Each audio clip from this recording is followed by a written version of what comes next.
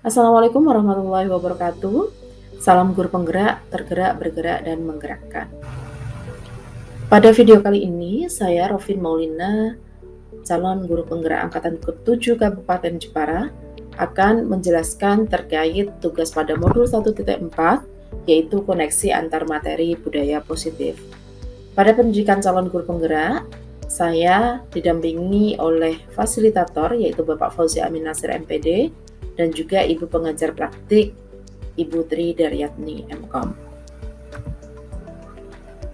Pada koneksi antar materi modul 1.4, calon guru penggerak diberikan tugas untuk mengkorelasikan materi pada modul 1.4 yaitu budaya positif dengan materi pada modul 1.1 filosofi Ki Hajar Dewantara dan juga modul 1.2 nilai dan peran guru penggerak, juga modul 1.3 visi guru penggerak.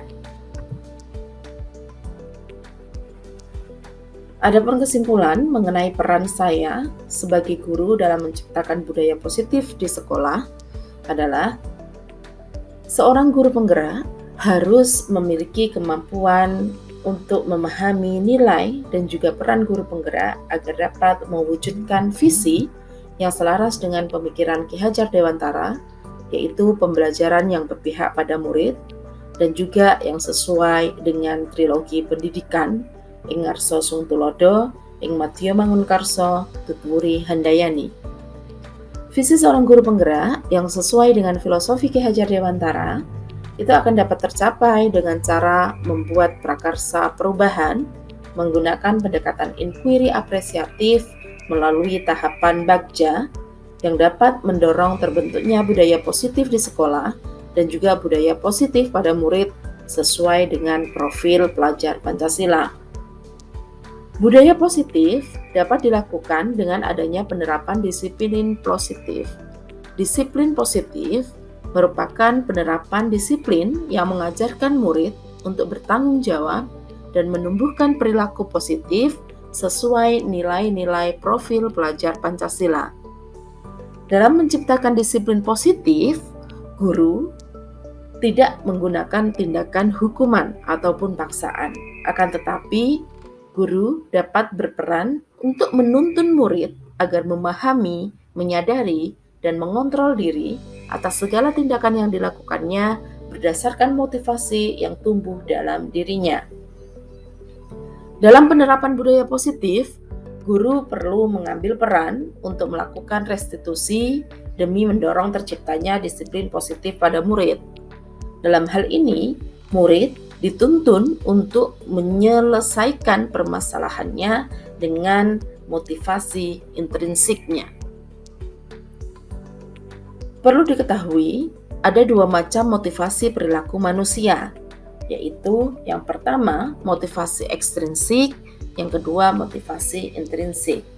Pada motivasi ekstrinsik, ini meliputi dua motivasi, yaitu menghindari hukuman dan mendapatkan imbalan. Sedangkan motivasi intrinsik adalah motivasi dalam melakukan tindakan yang berdasarkan kesadaran dan menghargai diri sendiri sesuai dengan nilai-nilai yang mereka percaya. Dalam upaya untuk menumbuhkan motivasi intrinsik pada murid, sebagai guru, saya dapat menghindari hukuman dan memberikan penghargaan berlebihan agar dapat meminimalisir atau menekan motivasi ekstrinsik murid. Dalam melakukan restitusi, guru dapat melakukan 5 posisi kontrol, yaitu pemberi hukuman, pembuat rasa bersalah, teman, pemantau, dan manajer. Dalam penerapan restitusi, sebagai guru, diharapkan dapat mengambil peran posisi kontrol sebagai manajer, di mana pada posisi manajer ini, guru dapat membimbing murid untuk bertanggung jawab atas perilakunya dan menuntun murid untuk menemukan solusi atas permasalahannya sendiri.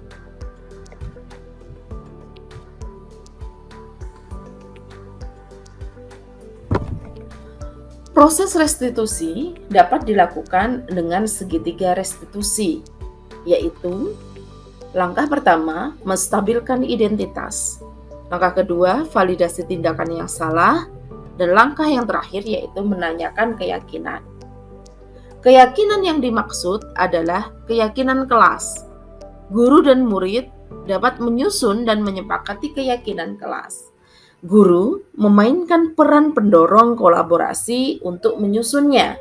Keyakinan kelas dibentuk dengan kesepakatan bersamaan anggota kelas yang didasarkan atas nilai-nilai kebajikan universal dan menekankan pada keyakinan diri serta memotivasi intrinsik.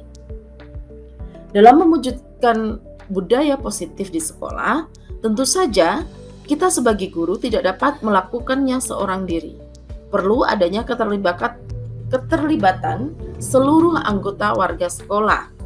Untuk itu, peran saya sebagai guru penggerak haruslah bisa untuk menggerakkan komunitas praktisi, mendorong kolaborasi, serta coach bagi guru lain demi terciptanya budaya positif di sekolah.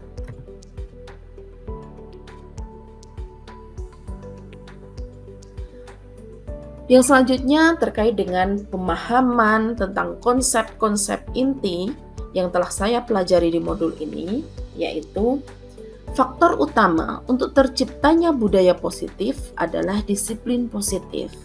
Dalam disiplin positif, motivasi perubahannya muncul dari dirinya sendiri.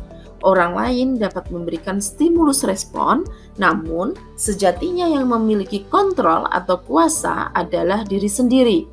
Motivasi yang benar bukan dikarenakan menghindari rasa tidak nyaman atau untuk menerima imbalan dari orang lain.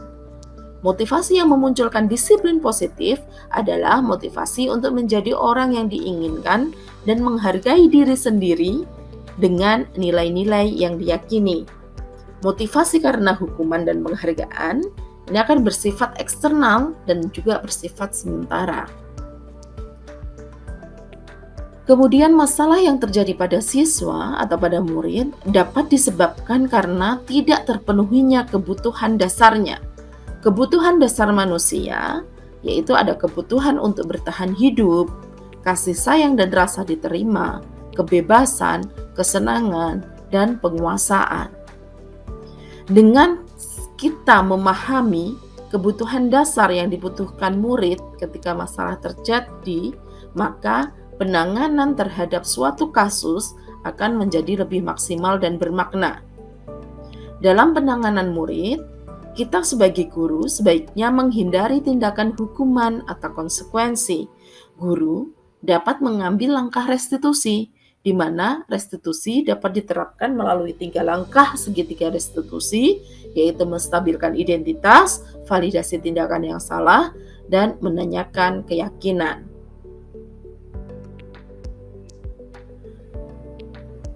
Dalam menangani masalah, ada 5 posisi kontrol guru yang dapat dipelajari, yaitu pemberi hukuman, pembuat rasa bersalah, teman, dan juga pemantau dan manajer. Untuk menerapkan disiplin positif, guru perlu menerapkan posisi kontrol sebagai manajer.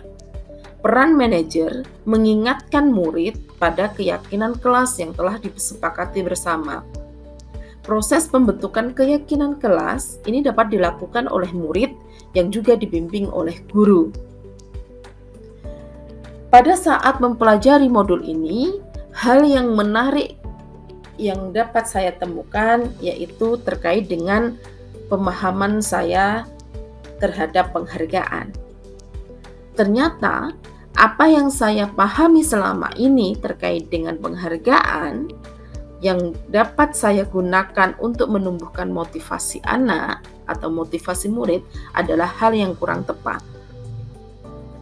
Saya perlu lebih bijaksana lagi dalam menggunakan penghargaan yang berupa pujian dan nilai tambah untuk keaktifan murid di kelas.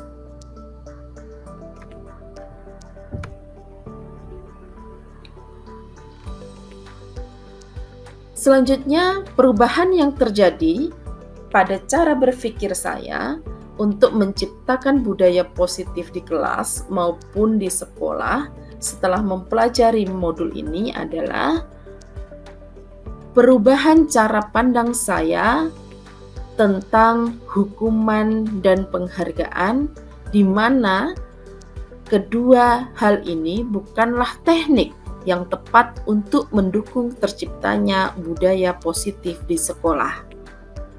Perlu adanya motivasi intrinsik pada murid agar budaya positif dapat terwujud dan berkelanjutan.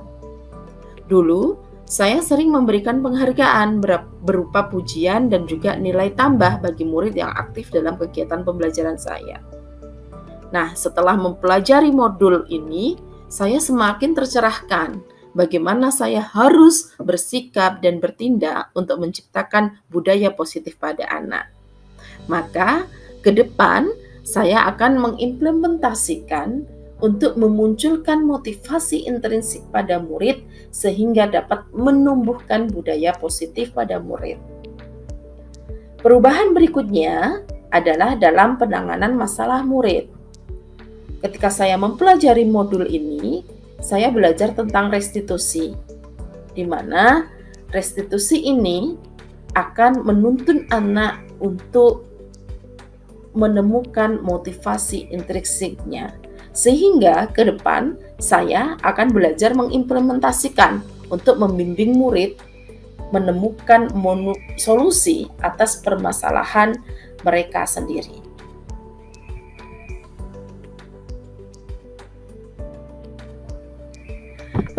Pengalaman yang pernah saya alami terkait dengan penerapan konsep-konsep inti dalam modul budaya positif baik di lingkungan kelas maupun di sekolah adalah ketika menerapkan restitusi pada pembuatan tugas video eksplorasi konsep, di mana pada pembuatan video tersebut saya menangani kasus yang sering terjadi pada murid di sekolah saya, yaitu berpakaian seragam tidak rapi yang tidak sesuai dengan peraturan sekolah dan juga berkata kotor. Dalam menangani kasus tersebut, saya menggunakan langkah restitusi, yaitu dengan menstabilkan identitas, validasi tindakan yang salah, dan menanyakan keyakinan. Melalui proses restitusi tersebut, ternyata murid merespon dengan baik dan bahkan murid dapat menyadari diri sendiri untuk mengakui kesalahannya. Sebelum saya mempelajari modul ini, saya sering menggunakan posisi kontrol sebagai pemantau dalam menangani kasus murid. Pada saat itu, saya merasa benar dengan posisi kontrol yang saya lakukan, di mana saya tidak langsung menghukum murid atas kesalahan yang telah dilakukannya. Saya lebih mengingatkan kepada murid atas kesalahan dan konsekuensi yang akan ditanggungnya ketika melakukan kesalahan. Akan tetapi, dengan saya menerapkan posisi kontrol pemantau tersebut, hasil yang saya dapatkan belum signifikan karena murid hanya akan patuh pada peraturan ketika terlihat oleh saya saja, yang artinya mereka terpaksa mematuhi peraturan yang ada karena motivasi ekstrinsik terhindar dari rasa tidak nyaman. Setelah saya mempelajari modul ini, saya mencoba menerapkan posisi kontrol sebagai manajer yang saya praktikkan pada proses restitusi. Perasaan saya saat itu, saya merasa senang dan menyadari bahwa komunikasi efektif yang dibangun bersama murid yang bermasalah akan lebih bermakna dalam menumbuhkan rasa tanggung jawab dan menumbuhkan motivasi intrinsik pada murid. Selanjutnya, sebelum mempelajari modul ini, saya belum pernah melakukan segitiga restitusi dalam menyelesaikan masalah murid. Akan tetapi, ke depannya saya akan mengimplementasikan segitiga restitusi ini dalam menghadapi masalah murid. Karena setelah mempelajari dan mempraktikkan segitiga restitusi pada eksplorasi konsep sebelumnya, ternyata hal itu dapat menumbuhkan tanggung jawab murid dan juga menumbuhkan motivasi intrinsik murid. Dan selain konsep-konsep yang disampaikan dalam modul ini, menurut saya hal lain yang perlu dipelajari dalam menciptakan budaya positif adalah bagaimana cara berkolaborasi dan saling bekerja sama antar seluruh warga sekolah dan orang tua agar budaya positif yang dibangun dapat diimplementasikan oleh murid di lingkungan manapun dia berada, baik itu di sekolah, keluarga, maupun masyarakat. Demikianlah hasil dari paparan tugas pada koneksi antar materi modul 1.4 yang bisa saya jelaskan. Semoga bermanfaat. Terima kasih. Wassalamualaikum warahmatullahi wabarakatuh.